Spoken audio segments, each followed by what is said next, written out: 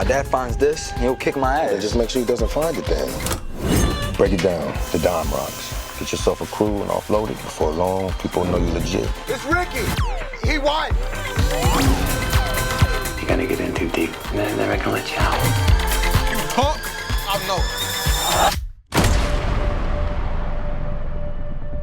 8 pounds, 14 ounces.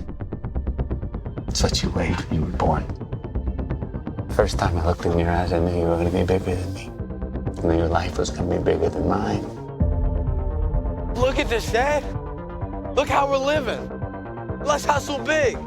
I know the players, and I know the game. Now, come on, Dad. I can do this. And we can do this. We can fix our lives and be a family again. What do you say?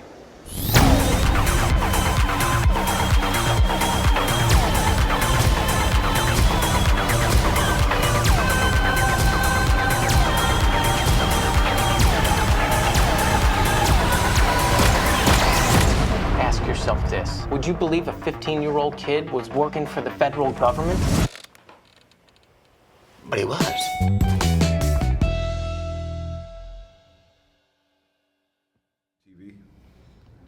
So, great picture. I got to jump into this because both of y'all did a great job. But you are kind of like the super new guy on the block, and this is like your first major role. Can you just tell me, like, this whole experience, is it just like a whirlwind to you right now? Like, how's it? It's amazing. You know, it's surrounded by wonderful people. Belle, Matthew, you know, Yan and Maj. You know, they're just really, really amazing people. Really fun to be around. You know, we got really good chemistry. We can always laugh and joke at any given time of the day, even when we're down. You know, we can always make each other feel good. You know, it's just like really supportive, and we're always there for each other. Yeah. Even over like if we're not together, we still remain in touch. Yeah. So it's like really a friend of a lifetime, a big family.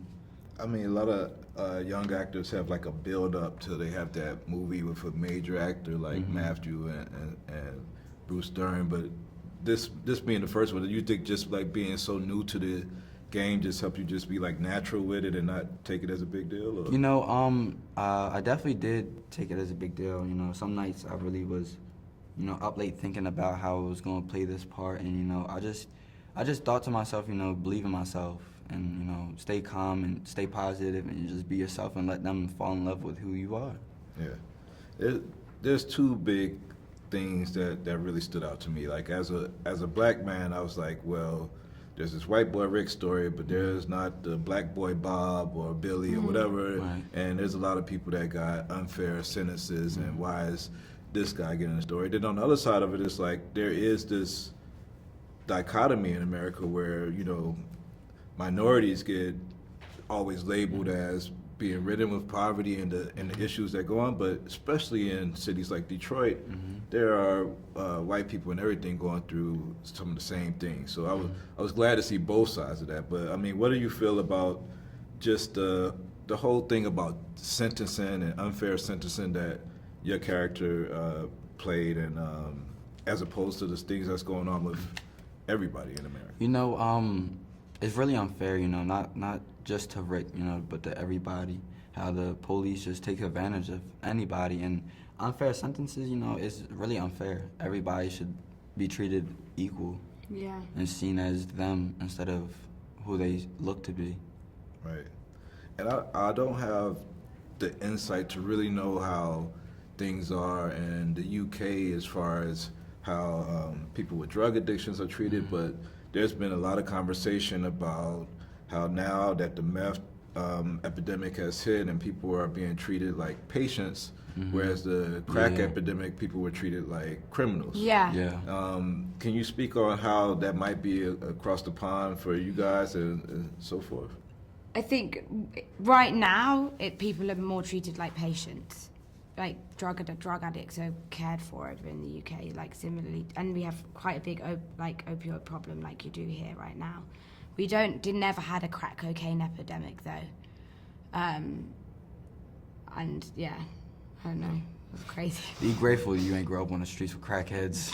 Yeah. And lastly, like, how was just this whole experience for you? You had you had to do a lot of acting to pull off that role and to go through the addict and the recovery part. How was that? How was that? Just being with these major actors and having Matthew as your dad. It was intense. I mean, I was really, really, really, really nervous. The first scene that we shot was the scene where I run out of the house and I'm high and I'm running around in my underwear, which was actually I was so nervous about it, but it was kind of good because we just threw ourselves in at the deep end in that sense. And actually the last scene that we shot was when I got rescued from the crack house. So luckily we kind of shot it in order. I know playing a crackhead is like, it's weird because it's not like I can draw on experience, you know what I mean? Like, there are other aspects of my role that I can draw on experience, but not smoking crack. Yeah. Well, Thank you so thank much. you. Cheers. Nice to meet you. Daniel, go! Get back. Get off of me! Get back in the house, Don. Go in the house and get dressed. No!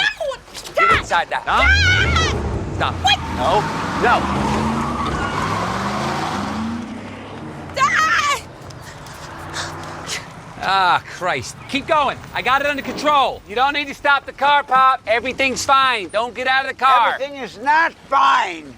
A man just ran out of your house almost as my Imperial. You don't have a goddamn thing under control. You're not gonna let her talk to you I'm like going to the that. goddamn house. I got for this under Christ. control, all right? It ain't under control. Ray, stay out of it. Looks like Richard's having a bad day. No, Ma, I'm not having a bad day.